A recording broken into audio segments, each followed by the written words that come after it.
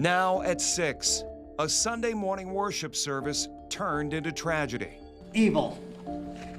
This was an evil act of violence. That's exactly what this was. Police say a former Marine rammed his truck into a church, one person who was inside speaking out to WTOL 11. We hear a loud boom and the back wall of the chapel just buckles inwards.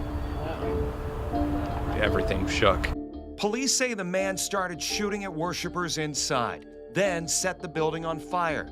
Tonight, the death toll continues to rise, and several are still injured. But I'm also here as a fellow Michigander whose heart is breaking by another mass shooting in a place that is supposed to be defined by togetherness. A community in mourning tonight.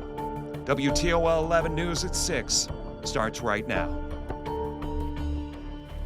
And we start our coverage off with that tragedy in Grand Blanc Township, Michigan. Hundreds of people were inside the Church of Jesus Christ of Latter-day Saints when a gunman opened fire. In the last few hours, we have learned more about the victims and their conditions. And before we get to that, here is what we know so far about the attack, which authorities are now calling an act of targeted violence.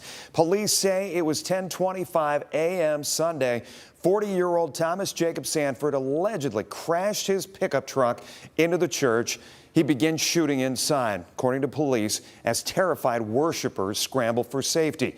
The attacker allegedly then poured gasoline and set the chapel ablaze, filling it with flames and smoke. Calls are then starting to coming into 911. A Grand Blanc Township police officer and a DNR officer responded within 30 seconds of the first call. Sanford and police started shooting at each other. Then just after 10:30, law enforcement shoots and kills Sanford, ending the rampage just 8 minutes after it started.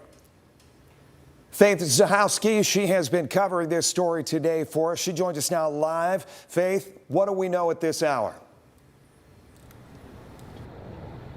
Kaylee and Jeff, I'm at the Grand Blanc Township Police Department, where earlier today, Medical Chief of Staff with Henry Ford Genesis Hospital, Dr. Michael Danick, tells us 8 people from the church were taken to Henry Ford after yesterday's tragedy. Here's what we know about their conditions.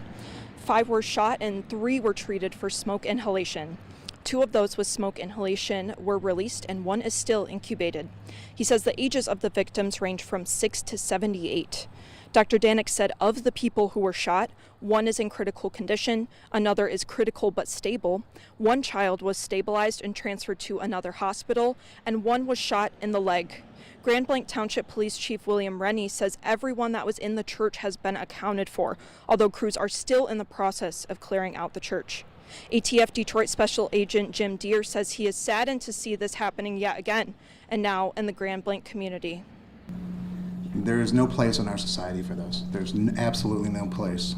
But it's become all too common, and as we know, we have become more and more desensitized.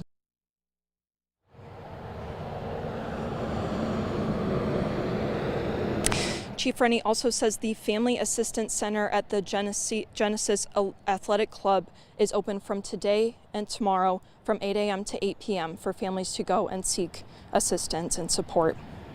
The faith officials said last night that they're still trying to figure out why the suspect picked this place of worship. Did they have any update today on a motive? No, a special agent with the FBI says they've interviewed over 100 victims and witnesses with the incident. They are also searching the home of the suspect and phone records, hoping to find a reason why he did this, but no motive yet. All right, Faith Zahowski reporting for us today. We appreciate it. WTOL 11 spoke to one man who was in the church at the time of the shooting. Paul Kirby says announcements just wrapped up when he heard a loud boom, and that is when the back wall buckled and everything shook. He says some people started panicking. He went to check and see what had happened, and that's when he saw the shooter. That's when I turned around and started running for the door. I felt some shrapnel hit my left leg, and then as I'm running to the door, bullet grazed or went past me, hit the door on the left side of me about a foot away. I'm panicking and trying to get through the doors as fast as possible and just expecting a bullet in my back. I was just waiting for it. You can watch the full interview with Paul Kirby on the WTOL 11 YouTube page right now. And you can count on WTOL 11 to keep you informed as we learn all new information on this situation right here on air and on WTOL 11 Plus. It's free to download to your TV.